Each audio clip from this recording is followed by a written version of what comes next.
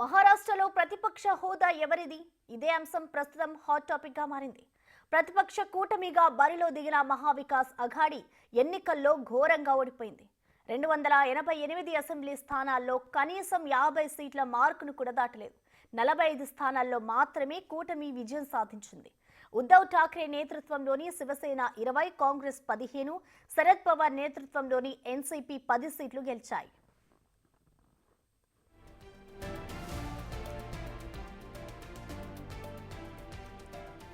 Maharashtra assembly నిబంధనల ప్రకారం మొత్తం 288 సీట్లలో 10% లేదా 29 సీట్లు సాధించిన పార్టీకి ప్రతిపక్ష హోదా దక్కుతోంది.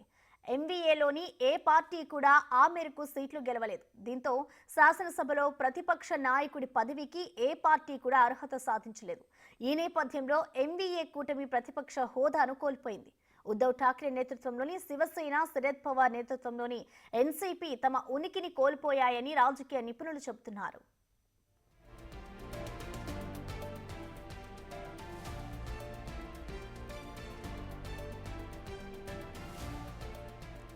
పార్టీ అధికార గుర్తుతో పాటు ఒరిజినల్ శివసేన తామే అని షిండే వర్గం ప్రజల్లోకి బలంగా తీసుకెళ్లింది. బాలాసాహెబ్ ఠాక్రే వారసులం తామేనంటూ ప్రకటించుకుంటోంది. ఇన్ని రోజులు హిందూ భావాజల పార్టీగా చెలామణి అయ్యి రాజకీయ భవిష్యత్తు కోసం కాంగ్రెస్తోనూ ఉద్ధవ్ పార్టీ కలిసింది. అందువల్లే శివసేనకు మద్దతు తగ్గిందనే వాదనలు వినిపిస్తున్నాయి. పార్టీ గుర్తు, అస్తిత్వం, ప్రజల మద్దతు కోల్పోయిన ఉద్ధవ్ ఠాక్రే భవిష్యత్ అగమ్య గోచరమైందని విశ్లేషణలు వినిపిస్తున్నాయి. పార్టీకి పూర్వ వైభవం తీసుకురావాలంటే ఉద్ధవ్ ఠాక్రే సిద్ధాంతపరంగా పార్టీని పునర్నిర్మించాల్సి ఉందని రాజకీయ విశ్లేషకులు అభిప్రాయం వ్యక్తం చేస్తున్నారు.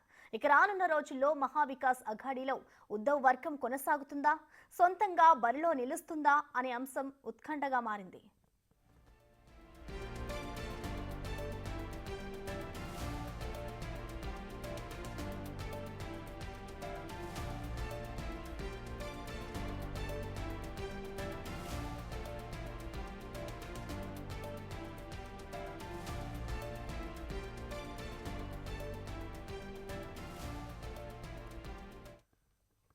దీనికి సంబంధించిన కంప్లీట్ అప్డేట్స్ ని మా ప్రతినిధి శివ అందిస్తారు. శివ, చెప్పండి, ప్రెసెంట్ మహారాష్ట్ర ఎన్నికలైతే పూర్తయ్యాయి. దీనికి సంబంధించి సీఎం ఎవరనేది కూడా ఇప్పుడు ఒక ఉత్కంఠగా మారింది. ఓవరాల్ గా డీటెయిల్స్ ఏ విధంగా ఉన్నాయి? అసలు కూటమి ప్రభుత్వం ఎలాంటి నిర్ణయం తీసుకోబోతుంది? శివ, ప్రసన్న, మహారాష్ట్రలో ఎన్నికల ఫలితాల ప్రక్రియ ముగిసింది. ఇప్పుడు అధికారం సాధించిన మహాయుతి, ప్రతిపక్ష హోదా కోల్పోయిన మహావికాస్ అఘాడి.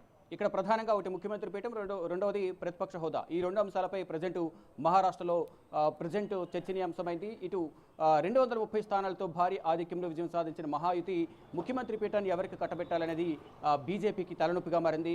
ఇక్కడ సింగిల్ లార్జెస్ట్ పార్టీగా బీజేపీ 132 స్థానాలు, తర్వాత ఏక్నాథ్ షిండే వర్గం పార్టీ 57 స్థానాలు, ఎన్సీపీ అజిత్ పవార్ వర్గం 41 స్థానాలు విజయం సాధించి మొత్తం మహాయుతికి 230 స్థానాలను మహాప్రజలు వారికి అధికారం కట్టబెట్టారు. ఇక ప్రతిపక్ష హోదా అంటే ఏదే మహావికాస్ అఘాడి, దీంట్లో ఇప్పుడు ఏదైతే శివసేన అలాగే ఎన్సీపీ చెప్పుకున్నామో, ఇక్కడ కూడా శరద్ పవార్ ఎన్సీపీ, అలాగే ఉద్ధవ్ ఠాక్రే శివసేన, ఈ రెండు పార్టీలు, మరోవైపు కాంగ్రెస్, వీరన్నీ కూడా కలిపి 50 లోపు స్థానాలనే వారు సాధించారు.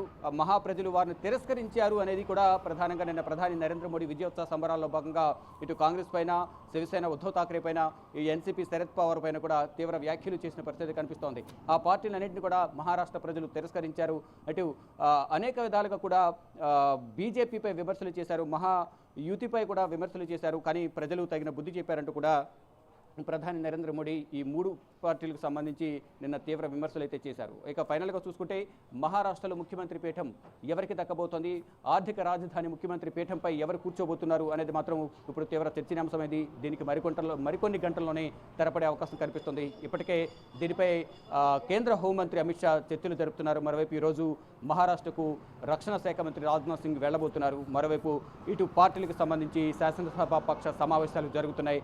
ఆ పార్టీలకు సంబంధించి శాసనసభలో ఎవరు ప్రతిపక్ష నేతగా ఉంటారు అనే అంశాలపై కూడా వారు చర్చించుకోబోతున్నారు. మరోవైపు ఇటు కాంగ్రెస్కు సంబంధించి ఎన్సీపీ శరద్ పవార్, మరోవైపు శివసేన ఉద్ధవ్ ఠాక్రే, ఈ పార్టీలకు సంబంధించి ఇంత ఘోర వైఫల్యం చెందడానికి గల ప్రధాన కారణం ఏంటి అనే అంశాలపై కూడా వారందరూ కూడా చర్చించుకోబోతున్నారు. ఈరోజు ఉదయం 11 గంటలకు ఇండియా కూటమి ఎమ్మెల్యేలందరూ కూడా మహారాష్ట్రలో సమావేశం జరుగుతుంది. అంటే 10 గంటలకు కాంగ్రెస్ శాసనసభ పక్ష సమావేశం జరుగుతోంది. 11 గంటలకు ఇండియా కూటమి ఎమ్మెల్యేలందరూ కూడా ఒక సమావేశాన్ని ఏర్పాటు చేసుకుని ఇంత ఘోర వైఫల్యం చెందడానికి గల ప్రధాన కారణం ఏంటి అనే అంశాలపై కూడా వారు పునరాలోచించుకోబోతున్నారు, సమీక్ష చేసుకోబోతున్నారు. మరోవైపు ఉద్ధవ్ ఠాక్రే, ఇక్కడ ప్రధానంగా చూసుకుంటే ఉద్ధవ్ ఠాక్రేకి సంబంధించిన పార్టీ ఏకనాథ్ షిండే అలాగే ఉద్ధవ్ ఠాక్రే ఇద్దరు కూడా గత 2019 ఎన్నికల్లో ప్రభుత్వం ఏర్పాటు చేసిన తర్వాత ఇక్కడ ఇద్దరికి ఏకనాథ్ షిండే అలాగే ఉద్ధవ్ ఠాక్రేకి మధ్య అభిప్రాయ భేదాలు రావడంతో దీన్ని క్యాష్ చేసుకున్న బీజేపీ అక్కడ శివసేనను చీల్చి 32 మంది ఎమ్మెల్యేలతో ఏకనాథ్ షిండే బీజేపీలో చేరారు. అక్కడ ఆ సందర్భంలో ఉద్ధవ్ ఠాక్రే ప్రభుత్వం పడిపోవడం, ఇటు బీజేపీ శివసేన షిండే రెండూ కలిసి ప్రభుత్వాన్ని ఏర్పాటు చేయడం, ఆ సందర్భంలో శివసేనను బీజేపీ ముఖ్యమంత్రి అభ్యర్థిగా ప్రకటించింది. తర్వాత దేవేంద్ర ఫడ్నవీస్ ఉప ముఖ్యమంత్రిగా కూడా ప్రకటించింది. తర్వాత మళ్ళీ శరద్ పవార్కి సంబంధించిన ఎన్సీపీలో చీలికి రావడం, అజిత్ పవార్ మళ్ళీ బీజేపీలోకి వెళ్ళిపోవడం, బీజేపీకి సపోర్ట్ చేయడం, అక్కడ మళ్ళా అజిత్ పవార్ కూడా ఉప ముఖ్యమంత్రిగా పదవి బాధ్యతలు చేపట్టారు.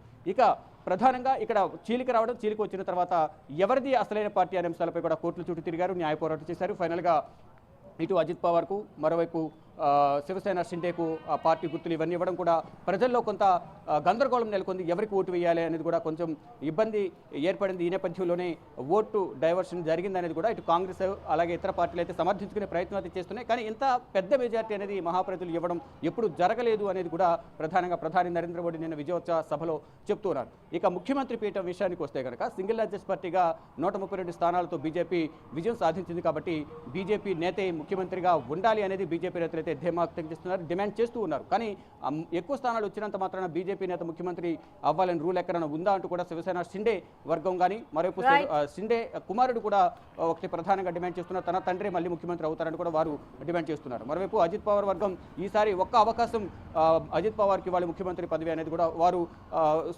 కోరుతూ ఉన్నారు. కానీ ఫైనల్గా మోడీ ద్వయం అమిత్ షా మోడీ ఇద్దరి మధ్యలో ఎవరు ఉన్నారు, మహారాష్ట్ర పీఠం మీద ఎవరిని కూర్చోబెట్టాలనేది కూడా వారిద్దరు ఫైనల్ చేయబోతున్నారు. ఈరోజు అమిత్ షా అలాగే రక్షణ శాఖ మంత్రి రాజ్నాథ్ సింగ్ వారందరితో చర్చించిన తర్వాత ఫైనల్గా రేపు తుది నిర్ణయం అనేది ఎవరు ముఖ్యమంత్రి పీఠం మీద కూర్చోబోతున్నారు అనేది కూడా రేపు ప్రకటించే అవకాశం కనిపిస్తుంది. 26వ తేదీన కొత్త ప్రభుత్వం కొలువు తీరుతున్నట్టు కూడా ప్రచారం జరుగుతుంది. ఇక ఫైనల్గా రేపు సాయంత్రం లేదా రేపు మధ్యాహ్నానికల్లా ముఖ్యమంత్రి పీఠాన్ని ఎవరికి కట్టబెట్టబోతున్నారు అనేది కూడా మోడీ అలాగే అమిత్ షా కూడా తెలియజేసే అవకాశం కనిపిస్తుంది. మొత్తంగా చూసుకుంటే ఈ మహారాష్ట్ర ఎన్నికలు అనేవి అత్యంత ప్రతిష్టాత్మకంగా తీసుకునే జాతీయ పార్టీలు కానీ ఇటు మహాయుతి కానీ మహావికాస్ అఘాడీ కానీ మహావికాస్ అఘాడీ మాత్రం ఘోర వైఫల్యం చెందింది, ఘోర ఓటమిని చవిచూస్తుంది. ఇక్కడ రాహుల్ గాంధీ కూడా ఇంత ఘోర వైఫల్యం చెందడానికి ఇంతటి పరాజయం చవిచూడడానికి గల కారణాలు ఏంటి అనే దానిపై కూడా రివ్యూ నిర్వహించబోతున్నారు. కాంగ్రెస్ నేతలందరితో కూడా ఇప్పటికే వారందరినీ కూడా ఫోన్లో చర్చిస్తున్నట్టు తెలుస్తుంది. మొత్తంగా చూసుకుంటే ఇక్కడ ముఖ్యమంత్రి అభ్యర్థిత్వం మరోవైపు ప్రతిపక్ష హోదా రెండింటిపై మహారాష్ట్ర రాజకీయాల్లో తీవ్ర చర్చ కొనసాగుతోంది. ప్రసన్న. Thank you Shiva.